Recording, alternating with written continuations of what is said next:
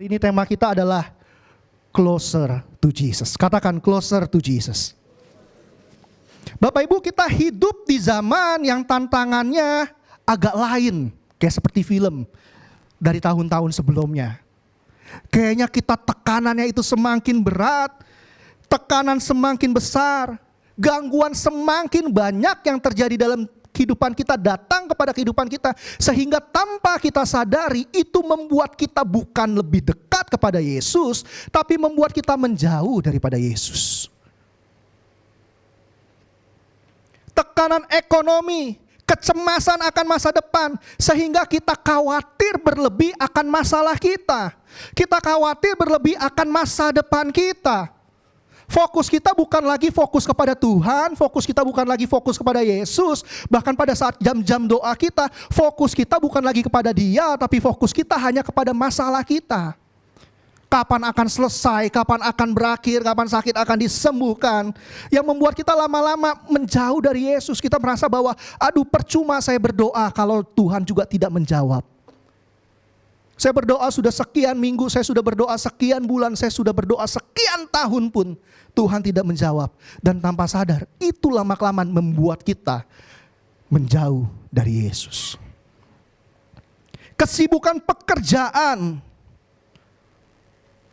yang kadang membuat kita, bahkan waktu kita membaca firman, waktu kita berdoa, kita ini hanya memberikan apa yang tersisa di dalam diri kita, di dalam hidup kita. Saya juga kerja, Bapak Ibu, saya profesional. Saya kerja kadang kalau saya meeting, itu bisa jam 9 sampai jam 7 malam. Saya baru selesai. Breaknya hanya pas lunch time, 12.1. Saya ini kalau makan cepat Bapak Ibu. Saya kadang kalau makan selesai, 10 menit saya sudah selesai, saya kembali lagi bekerja. Capek Bapak Ibu. Lemas, kadang jiwa ini capek, kadang hati ini capek. Mau baca firman juga kadang, aduh Tuhan, ntar ya, nggak tahu apa, dari pagi sampai malam, meeting capek, tunggu. Jadi apa? Yang kita berikan hanya yang tersisa dari diri kita, dari hidup kita. Waktu yang tersisa yang kita berikan, padahal yang Tuhan mau adalah waktu yang terbaik yang kita berikan. Hidup yang terbaik yang Tuhan berikan. Media sosial juga tanpa disadari itu menjauhkan kita, tanpa kita sadar menjauhkan kita dari Tuhan. Apalagi akhir-akhir ini media sosial itu membuat kita emosi walaupun itu bukan urusan kita Bapak Ibu. Saya beberapa hari lalu ditanya sama teman saya, Tok, kenapa? Jadi udah tahu belum botol ketemunya di mana? Tumbler. Wah, saya bilang, kenapa? Mana saya tahu itu ketemu. Ada yang bilang, ya itu ketemu tuh di mobil. Lu tahu dari mana? Itu udah ada yang posting. Ada yang bilang ketemunya di kereta. Terus saya bilang, lu ngapain ngurusin tumbler? Ngapain ngurusin botol? Botol bukan botol kamu. Ngapain kita yang pusing? Tapi pusing-pusing saya juga nyari tumbler ketemu di mana Bapak Ibu. Kita lihat apa yang terjadi dengan orang lain, kita sibuk malah ngurusinnya, bukan kita sibuk ngurusin diri sendiri Bapak Ibu. Hubungan yang retak, keluarga atau pertemanan sehingga membuat kita luka, membuat kita kecewa. Dan kalau kecewa itu kita tumpuk berlama-kelamaan, itu akan membuat kita jauh dari Tuhan. Dosa dan godaan yang semakin mudah diakses, khususnya dengan kemajuan teknologi Bapak Ibu. Perhatikan dengan apa yang anak-anak kita buka saat ini.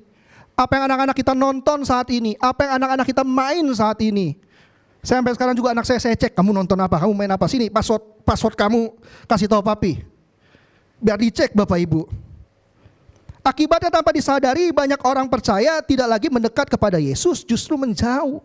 Dan tanpa disadari juga Bapak Ibu, apabila kita sudah lama-lama menjauh, maka itu akan menguras rohani kita kepada Tuhan. Lama-lama rohani kita itu mulai menurun Bapak Ibu. Karena apa? Karena kita terlalu jauh dari sang sumbernya. Kalau Bapak Ibu punya handphone, baterai tinggal 5 watt. 5% 5 watt lagi lampu itu. Bapak Ibu punya baterai 5% Bapak Ibu. Apa yang kita lakukan? Pasti kita akan ngecas handphone ini. Untuk handphone ini penuh kembali, benar kan?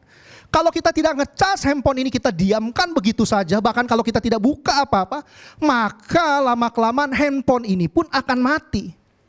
Sama seperti kita Bapak Ibu, kalau kita sudah merasa, aduh kayaknya saya sudah merasa jauh nih dari Tuhan. Itu tanda-tanda untuk kita kembali lagi kepada Tuhan. Kayaknya saya sudah lama nih tidak baca firman, tiba-tiba kita diingatkan seperti itu waktunya kita kembali baca firman. Kita diingatkan, kayaknya sudah lama saya tidak berdoa. Itu adalah tanda-tanda waktunya kita kembali untuk berdoa. Karena kalau kita tidak melakukannya, kita tidak melatihnya, maka kelama-kelamaan rohani kita bukan menurun Bapak Ibu. Tapi kerohanian kita lama-kelamaan akan mati dengan sendirinya. Dan waktu rohani itu mati dengan sendirinya, itu akan sulit untuk dibangkitkan. Jadi hari ini Bapak Ibu kita belajar dengan tema Closer to Jesus. Terus mendekat kepada Yesus. Hari ini saya mau mengingatkan, apapun keadaanmu, bahkan yang paling penting adalah kita tetap terus mendekat kepada Yesus. Dalam keadaan baik, dalam keadaan tidak baik, dalam keadaan terpuruk sekalipun, kita harus mendekat kepada Yesus. Jika dunia membuat kita ini jauh Bapak Ibu, lalu seharusnya sebagaimana sih sikap kita sebagai orang percaya? Saya mencatat sikap yang harus kita miliki sebagai orang percaya adalah yang pertama, tetap mendekat meskipun hati lemah. Kadang kan kalau hati ini lagi tidak enak, hati ini lagi gundah gulana, hati ini lagi menyimpan amarah, kita kan susah untuk baca firman. Kita susah untuk berdoa, kita susah untuk bersekutu. Tapi sikap yang harus kita miliki, tetap mendekat meskipun hati lemah. Tetap datang walaupun merasa tidak layak Bapak Ibu. Banyak sekali ditemuin, aduh saya habis melakukan ini nih, kayaknya saya sudah gak layak nih datang ke gereja. Saya habis melakukan ini, kayaknya saya gak layak nih untuk datang ke kul. Saya habis melakukan ini nih, kayaknya saya gak layak untuk berdoa. Bapak Ibu, kalau Bapak Ibu membiarkan rasa tidak layak itu tetap terus tinggal di dalam kita, itu adalah celah bagi si iblis untuk mengintimidasi kita. Karena pencuri datang untuk mencuri, membunuh, dan membinasakan. Semakin tekanan itu ada dalam diri kita dan semakin kita tidak bangkit, di sana adalah celah bagi iblis untuk mengambil isi hati kita dari Tuhan. Itu adalah celah untuk menjauhkan kita dari Tuhan Bapak Ibu. Tetap taat dan setia walaupun dalam keadaan sulit. Tetap berdoa walaupun jawabannya belum terlihat. Makanya waktu kita berdoa, fokus kita jangan kepada jawabannya. Waktu kita berdoa, fokus kita kepada Tuhannya. Mungkin jawabanmu tidak langsung 180% 180 derajat berbalik Bapak Ibu. Tapi waktu kita mendekat kepada Dia, ada ketenangan, ada damai yang gak bisa dibeli Bapak Ibu. Dan itu penting untuk kita semua. Itu penting untuk hati kita, itu penting untuk jiwa kita, itu penting untuk hidup kita. Orang percaya bukanlah orang tanpa pergumulan, melainkan orang yang memilih untuk tetap mendekat Tuhan walaupun di dalam pergumulan Bapak Ibu. Dan untuk memahami lebih jelas, mari kita lihat kisah nyata dari seorang yang secara budaya dan hukum seharusnya dia ini menjauh. Seharusnya ini dia dikucilkan, seharusnya dia tidak boleh mendekat kepada Yesus, tapi dia tetap memilih dekat kepada Yesus. Kita buka Matius 8 ayat 1 sampai 4. Ini bercerita tentang Yesus menyembuhkan seorang sakit kusta. Setelah Yesus turun dari bukit, orang banyak berbondong-bondong mengikuti Dia. Maka datanglah seorang yang sakit kusta kepadanya, lalu sujud menyembah Dia dan berkata, "Tuan, jika Tuan mau, Tuan dapat mentahirkan aku." Lalu Yesus mengulurkan tangannya, menjamah orang itu dan berkata, "Aku mau, jadilah engkau tahir." Seketika itu juga tahirlah orang itu daripada kustanya. Lalu Yesus berkata kepadanya, "Ingatlah, janganlah engkau memberitahukan hal ini kepada siapapun, tetapi pergilah, perlihatkanlah dirimu kepada imam, dan persembahkanlah persembahan yang diperintahkan Musa sebagai bukti bagi mereka." Bapak Ibu, dalam 4 ayat ini kalau kita baca, ini sebenarnya kalau kita baca sekilas ini sebenarnya seperti kisah-kisah biasa pada umumnya, di mana Yesus pasti menyembuhkan orang. Orang lumpuh bisa berjalan, orang buta bisa melihat, orang tuli bisa mendengar, bahkan orang mati bisa dibangkitkan. Maka kalau kita baca Matius 8 ayat 1 sampai 4, maka kita akan melihat, oh ini hal biasa. Karena Tuhan pasti menyembuhkan. Tapi kalau kita pelajari Bapak Ibu, saya mencari beberapa referensi, saya cari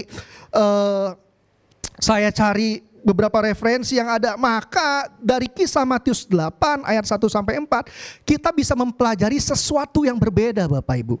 Tapi sebelum itu izinkan saya untuk menjelaskan apa itu penyakit kusta pada saat zaman tersebut. Bapak Ibu, kalau penyakit kusta, kalau sekarang itu namanya lepra. Ya benar ya, lepra atau Hansen, penyakit Hansen. Penyakit kusta ini adalah penyakit lama dari zaman kuno. Dari zaman perjanjian lama itu sudah ada, dari zaman Musa itu ada.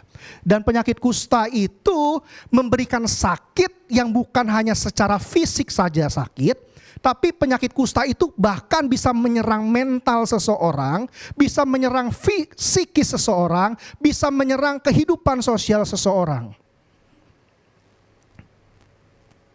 Sakit kusta secara fisik awalnya dia akan muncul seperti bintil-bintil, nanti bisa dicek di imamat. Keluar bintik-bintik, keluar makin lama bintik-bintik itu besar, bisa bernanah dan yang lain, menyerang seluruh tubuh yang ada. Tubuh ini akan merasa sakit yang begitu luar biasa. Suara mungkin bisa hilang, akan menyerang ke pita suara, bahkan matanya juga diserang dan yang lain-lain Bapak Ibu. Tapi di luar dari sakit fisik yang dialami oleh penderita penyakit kusta, penyakit kusta ini mendapati sebuah sakit sosial, sebuah penolakan sosial yang begitu luar biasa. Karena orang kusta itu dijauhi. Karena apa? Dianggap orang kusta adalah orang yang najis. Tidak boleh dekat-dekat. Bahkan dia tidak boleh tinggal di area perkampungan Bapak Ibu. Tidak boleh tinggal di area perkemahan yang ada. Kalau sekarang tidak boleh tinggal di RT yang ada lah. Disuruh pergi, minggir, dikasih batas. Oke, ini kota, ini kemah yang kamu bisa tinggal, kamu harus di sana. Jadi tinggalnya tuh jauh. Di luar kemah, di luar perkampungan Bapak Ibu. Dia itu ditinggalkan juga oleh keluarga. Kenapa? Karena kalau penyakit kusta apabila kita kena gitu ya, kita kena pada saat itu, maka yang najis bukan hanya penderita kustanya saja, tapi orang yang terkena orang kusta tersebut juga akan menjadi najis Bapak Ibu. Makanya kenapa dia dijauhi, kenapa dia juga menggunakan jubah secara khusus, karena biar orang-orang tahu kalau dia datang bahwa ini nih yang sakit kusta lagi datang. Bahkan kalau dia ketemu masuk ke dalam kerumunan orang, dia akan bilang najis, najis, biar tahu ada orang najis datang, ada orang kusta datang. Ayo mundur. Kalau dia berani menerobos kerumunan Bapak Ibu, temu dengan orang, wah hukumannya Bapak Ibu. Tadi kan mungkin karena kalau senggolan, bukan dipukulin Bapak Ibu, karena kalau senggolan itu kan kena. Akan najis juga. Diambil batu bisa dilemparin orang kusta tersebut Bapak Ibu. Jadi penyakit kusta ini lebih luar biasa dari penyakit COVID sebenarnya Bapak Ibu. Kalau COVID keluarga kita dulu ada yang kena, mungkin masih bisa tinggal di dalam satu rumah, satu atap bener ya. Penyakit kusta ini gak bisa. Waktu COVID mungkin yang satu tinggal di kamar ini, yang satu tinggal di kamar sana, yang penting jangan deket-deket ya, yang penting udaranya jangan kena ya, Saya teringat pada saat waktu saya COVID berapa tahun yang lalu Bapak Ibu. Anak saya, istri saya kena, dia stay di satu kamar, di bawah, saya stay di atas sekian minggu. Tapi pada saat saya yang kena, saya nggak boleh di rumah Bapak Ibu. Emang bener-bener nih ibu-ibu. Yang kamu masih mau pulang? Iyalah pulang. Padahal saya sedih loh Bapak Ibu. Lu sakit kak boleh di rumah, kok saya disuruh pulang? Enggak lah yang kamu gak mikirin anak-anak. Iya anak-anak, ya udahlah saya menyerah Bapak Ibu. Saya mengalah, saya di rumah sakit Bapak Ibu. Nah bayangkan pada saat zaman kusta pada saat itu. Serumah seatap pun tidak boleh, masuk ruang ibadah pun tidak boleh Bapak Ibu. Karena dia dianggap najis, tidak boleh masuk ke kota. Dan penyakit kusta ini juga dianggap sebagai penyakit kutukan dari Tuhan. Karena dia ada penyakit kutukan dari Tuhan, maka mereka tidak mencari obatnya, mereka tidak mencari tabib. Karena apa? Karena yang hanya bisa menyembuhkan adalah Tuhan itu sendiri. Yang bisa menyembuhkannya adalah Tuhan itu sendiri. Contoh di dalam Alkitab beberapa yang pernah sakit kusta. Yang pertama ada Miriam. Miriam terkena kusta karena apa? Karena memberontak terhadap Musa. Miriam ini adalah saudara perempuan dari Musa yang ingin memberontak. Musa ini adalah seorang yang dipilih oleh Tuhan, tapi karena Miriam ini memberontak sehingga Miriam terkena penyakit kusta. Yang kedua, Gehazi. Gehazi terkena kusta karena apa? Karena keserakahannya. Gehazi ini adalah bujang dari Elisa, Bapak Ibu. Dan pada saat itu Naaman, panglima perang dari Aram, itu terkena kusta, sehingga dia pergi ke Israel, dia menemui yang namanya Elisa, dan Elisa bilang ke bujangnya bahwa minta Naaman mandi di sungai Yordan 7 kali. Dan setelah itu Naaman sembuh, dia mau memberikan persembahan. Pada saat dia sembuh, dia mau memberikan persembahan kepada Elisa, tetapi Elisa tidak mau menerima. Maka ketika Naaman pergi, Gehazi mengejar Naaman. Kita buka Raja-Raja, biar ada gambarannya, kita buka 2 Raja-Raja 5 ayat 21 sampai 27. Saya bacakan Bapak Ibu. Lalu Gehazi mengejar Naaman dari belakang. Ketika Naaman melihat ada orang berlari-lari mengejarnya, turunlah ia dengan segera dari atas kereta untuk mendapatkan dia dan berkata, "Selamat." Jawabnya, "Selamat tuanku, Elisa menyuruh aku mengatakan, baru saja datang kepadaku 2 orang dari muda dari pegunungan Efraim, dari antara rombongan nabi. Baiklah, berikan kepada mereka setalenta perak dan 2 potong pakaian." Naaman berkata, "Silakan ambil 2 talenta." Naaman mendesak dia dan membungkus 2 talenta perak dalam 2 pundi-pundi dan 2 potong pakaiannya, lalu memberikannya kepada 2 bujangnya. Mereka ini mengangkut semuanya di depan Gehazi. Setelah mereka sampai ke bukit, disambutnya lah dari tangan mereka, disimpannya di rumah dan disuruhnya kedua orang itu pergi, maka pergilah mereka. Baru saja Gehazi masuk dan tampil di depan tuannya, berkatalah Elisa kepadanya, "Dari mana engkau, Gehazi?" Jawabnya, "Hambamu ini tidak pergi kemana-mana." Tetapi kata Elisa kepadanya, "Bukankah hatiku ikut pergi ketika orang itu turun dari atas keretanya mendapatkan engkau? Maka sekarang engkau telah menerima perak, dan dengan itu dapat memperoleh kebun-kebun, kebun zaitun, kebun anggur, kambing domba, lembu sapi, budak laki-laki dan budak perempuan. Tetapi penyakit kusta Naaman akan melekat kepadamu dan kepada anak cucumu sampai selama-lamanya." Maka keluarlah Gehazi dari depannya dengan kena kusta putih seperti salju. Kita lihat bagaimana Gehazi terkena hukuman Tuhan karena keserakahannya. Siapa lagi? Raja Uzia terkena kusta karena kesombongannya dia. Raja Uzia ini adalah raja yang taat pada Tuhan awalnya. Dia menjadi raja sekitar umur 16 tahun. Memerintah sekian puluh tahun, 52 tahun ia memerintah. Tapi sewaktu dia berhasil, dia ini mulai sombong. Sehingga apa yang terjadi? Penyakit kusta datang padanya. So kita lihat Bapak Ibu bahwa mengapa penyakit kusta pada saat itu susah untuk disembuhkan atau tidak ada yang mencari penyembuhannya. Karena itu dianggap hukuman dari Tuhan dan hanya Tuhan sendiri yang bisa atau dapat menyembuhkannya. Kusta dalam konteks rohani saat-saat ini Bapak Ibu menggambarkan kondisi manusia yang pertama, yang penuh rasa sakit secara fisik maupun psikologis.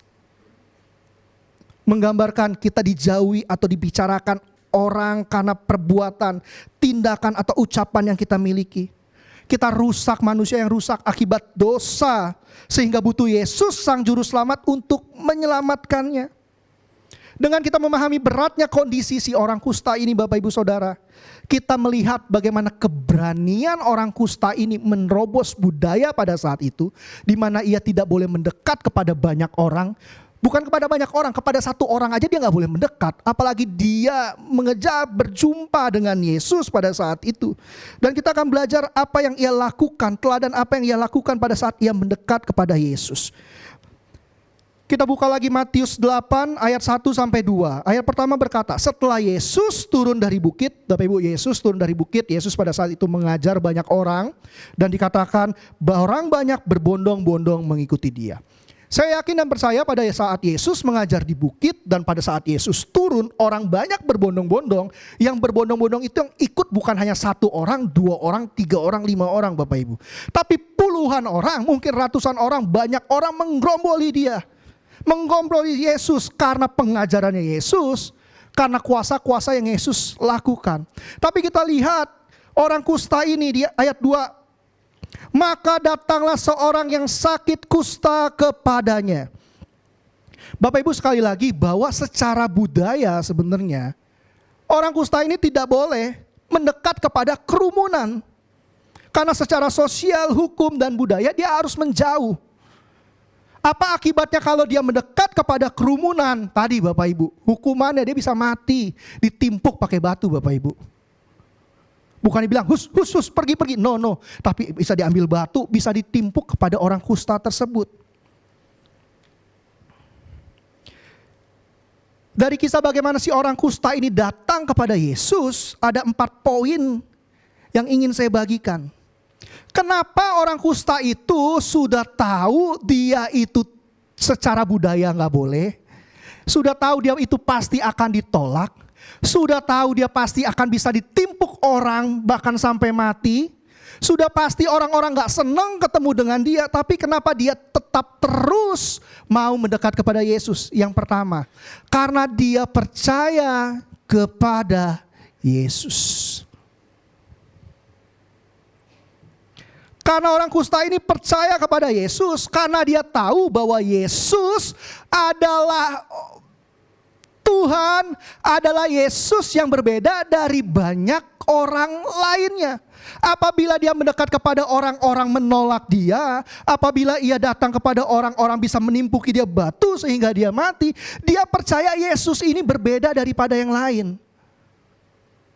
Bahkan ketika orang kusta ini mendekat kepada imam pun pasti akan menolak. Awas, kamu itu najis, kamu jangan dekat-dekat, karena kalau saya dekat dengan kamu, saya pun ikut najis. Tapi kenapa dia tetap terus datang kepada Yesus walaupun ia tahu pasti akan ada penolakan bagi banyak orang. Bahkan waktu dia mendekat pada Yesus, dia bukan hanya datang kepada dia saja, tapi dia harus melewati banyak gerumbulan orang. Dia harus ketemu dengan banyak orang. Kenapa?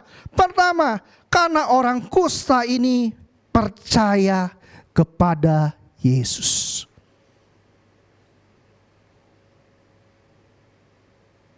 Mungkin saat ini kita ditolak oleh teman kita, oleh keluarga kita.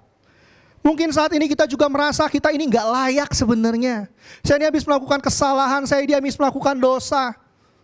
Saya gak layak untuk berdoa, saya gak layak untuk baca firman, bahkan saya gak layak untuk masuk gereja. Ingat, percayalah Yesus itu adalah Yesus yang berbeda Bapak Ibu. Tapi jangan biarkan penolakan manusia membuat kita menjauh dari Yesus. Karena Yesus adalah Tuhan yang menerima. Bahkan Yesus ia datang ke dunia ini. Ia lahir ke dunia ini. Untuk menebus dosa kita. Untuk menerima kita. Orang-orang yang berdosa. Yang pertama, sikap dari orang kusta ini pada saat datang kepada Yesus. Walaupun tahu ada penolakan, walaupun tahu akan dihukum mati, walaupun tahu akan ditimpuk pertama, karena dia percaya kepada Yesus. Dan yang kedua, orang kusta ini datang dengan yang namanya kerendahan hati. Ayat 8, Matius 8 ayat 2, maka datanglah seorang yang sakit kusta kepadanya. Lihat. Lalu sujud menyembah dia. Bapak Ibu, di tengah keadaan keterpurukannya dia, di tengah keadaan sakitnya, di tengah keadaan kondisinya pada saat itu, di tengah keberadaan ketertolakannya dia pada saat itu, waktu dia berjumpa dengan Yesus, dia tidak langsung ngomong kepada Yesus bahwa Tuhan tolong sembuhkan saya. Tuhan ayo cepetan tolong sembuhkan. Ini orang banyak yang mau menghukum saya. Ini banyak orang yang mau melempar saya. No. Tapi yang dilakukan apa? Pada saat ia pertama kali menjumpa dengan Yesus, dia datang dengan kerendahan hati. Dan dia ngapain? Dia sujud menyembah kepada Yesus.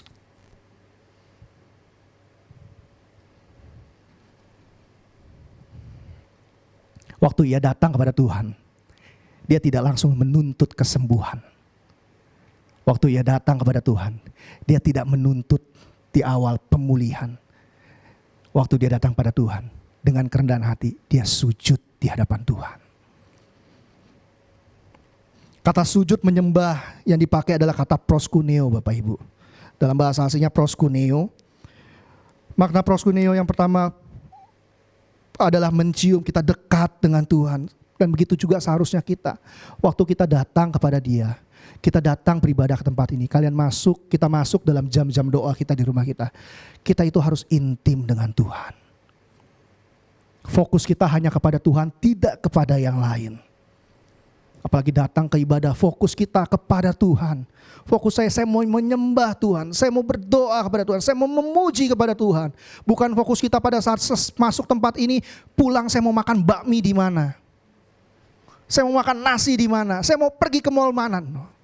Tapi pada saat datang kepada Dia, kita fokus kepada Dia. Singkirkan masalahmu yang lain, singkirkan persoalanmu pada datang. Tuhan, saya datang di hadapan-Mu. Saya cuma mau Engkau saja. Makanya belajar Bapak Ibu, kalau datang beribadah, sebelum mulai memuji, berdoa, menyembah, duduk dulu, tenangkan jiwa kita. Tenangkan hati kita, tenangkan pikiran kita. Berdoa, Tuhan, biar Engkau yang berbicara, Engkau yang lawat hari ini. Tuhan, saya mau menyembah-Mu. Tuhan, biarlah Engkau hadir langsung dalam hidup saya. Belajar Bapak Ibu. Yang kedua, makna proskuneo adalah seperti anjing yang menjilat tangan tuannya. Ini gambaran saat kita menyembah, kita itu seperti anjing yang menjilat tangan tuannya. Adalah ekspresi dari kasih, kesetiaan, ketaatan kepada tuannya. Bapak Ibu, di sini ada yang pelihara anjing? Pasti banyak ya. Kalau kita pulang, kita pelihara anjing apalagi dari kecil, waktu kita pulang pasti kan anjing itu akan nyamperin kita Bapak Ibu. Buntutnya goyang-goyang, kita dijilat-jilat, kita dideketin. Bukan kita sih Bapak Ibu, karena saya gak suka Bapak Ibu. Saya takut, ada anjing takut digigit. Ya, yang punya kan pasti maunya dicari terus nih sama anjingnya. Sama seperti Tuhan, waktu kita ketemu Tuhan, fokus kita jangan yang lain, fokus kita hanya kepada Tuhan. Fokus kita kepada Tuhan. Bersujud tersungkur, proskuneo arti yang lain. Makna proskuneo 3 adalah sujud tersungkur dalam pemujaan penghormatan kita kepada Tuhan. Bahkan di Mazmur 95 ayat 6, Mazmur Daud mengatakan, masuklah marilah kita sujud menyembah berlutut di hadapan Tuhan yang menjadikan kita. Waktu kita datang berikan penghormatan kepada Dia. Waktu kita datang berikan yang terbaik kepada Dia. Waktu kita datang beribadah, persiapkan hati kita. Waktu kita datang beribadah, persiapkan waktu kita Bapak Ibu. Begitu juga kepada kita. Kita harus datang kepada Tuhan dengan kerendahan hati dan rasa hormat kepada Tuhan. Bapak Ibu, waktu kita mau ketemu, saya ini berapa tahun yang lalu ketemu salah satu jenderal Bapak Ibu, salah satu kota. Karena saya lagi perjalanan ke salah satu kota, terus partner saya di mobil bilang, Tok kita ketemu yuk sama ini gitu ya. Terus saya udah mikir, aduh ketemu sama jenderal. Saya lagi pakai kaos nih, saya lagi kebetulan pada saat itu lagi pakai kaos Bapak Ibu, kaos, celana jeans, ya biasalah cat seperti biasa. Saya lagi pakai kaos, nanti gimana ini nggak apa-apa pakai begini ketemu jenderal, nggak apa-apa lah. Tapi dia ngomong nggak apa-apa, tapi saya mikirin, aduh ini ketemu jenderal. Sekali-kalinya kan gue ketemu dia juga mau foto, masa gue pakai kaosan gitu Bapak Ibu udah kepikiran. Mikir, aduh entah kalau ketemu ngomongnya apa ya, ngobrol mulai pembicaraannya seperti apa ya. Bapak Ibu bisa bayangkan gak sih, kita mau ketemu manusia aja, kita itu harus benar-benar mempersiapkan diri kita. Apalagi kalau kita mau bertemu dengan Tuhan. Apalagi waktu kita mau bersekutu dengan Tuhan, siapkan yang terbaik dari diri kita. Yang ketiga, Matius 8 ayat 2 masih, maka datanglah seorang yang sakit kusta kepadanya, lalu sujud menyembah dia dan berkata, Tuan, jika Tuan mau, Tuan dapat mentahirkan aku. Dia bilang, jika Tuan mau, Tuan dapat mentahirkan aku. Berbicara apa? Ia memiliki iman yang luar biasa Bapak Ibu. Ia tahu padahal yang menyembuhkan, yang bisanya menyembuhkan penyakit kusta adalah Tuhan itu sendiri. Tapi dia datang kepada Yesus dan dia bilang, kalau engkau mau, engkau dapat mentahirkan aku. Artinya apa? Ia percaya dengan imannya kuasa yang dimiliki oleh Yesus. Iman bukan berarti waktu kita punya iman semua problematika dalam kehidupan kita berubah begitu saja. Tidak Bapak Ibu. Tapi iman berarti kita percaya bahwa Yesus sanggup, Yesus berkuasa, dan Yesus adalah tetap Tuhan dari setiap segala situasi. Bahkan saat keadaan pun belum berubah di dalam hidup kita, Yesus adalah Tuhan bagi kita.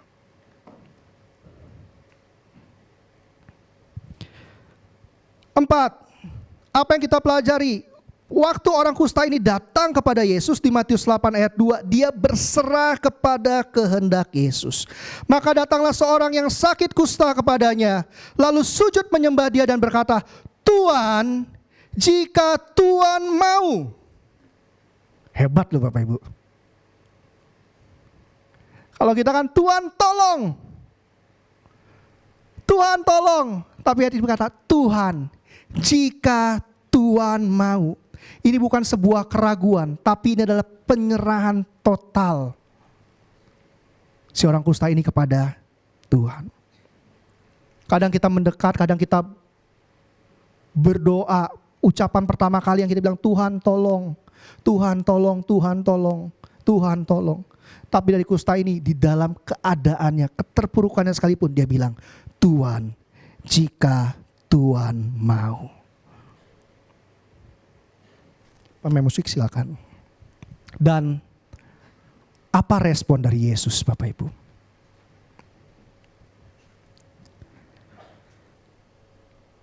Matius 8 ayat 3. Lalu Yesus mengulurkan tangannya, menjamah orang itu dan berkata, "Aku mau, jadilah engkau tahir." Seketika itu juga tahirlah orang itu daripada kustanya. Sebuah tindakan yang indah yang Yesus tunjukkan bagi orang kusta tersebut. Waktu orang kusta tersebut datang, Tuhan Yesus gak bilang, "Pergi kamu, kamu gak layak, kamu orang berdosa, kamu orang pesakitan, kamu jangan dekat-dekat saya.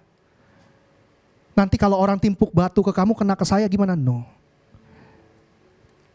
Tapi apa yang Yesus lakukan? Sesuatu yang indah Bapak Ibu. Dia mengulurkan tangannya kepada orang yang sakit kusta itu. Yesus menyentuh orang yang tidak boleh disentuh pada saat itu. Yesus merangkul orang yang dijauhi pada saat itu Bapak Ibu. Yesus mendatangi orang yang tidak punya harapan. Dia akan seperti orang yang tidak punya harapan. Suatu waktu bisa aja dia mati begitu saja. Tapi Yesus mau menjumpainya. Yesus mau menemuinya.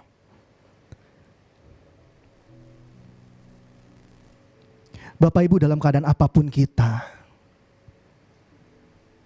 dalam keadaan kondisi apapun kita, dalam keterpurukan apapun kita, dalam semasa tidak layak apapun kita, Bapak Ibu harus ingat, ketika kita mendekat,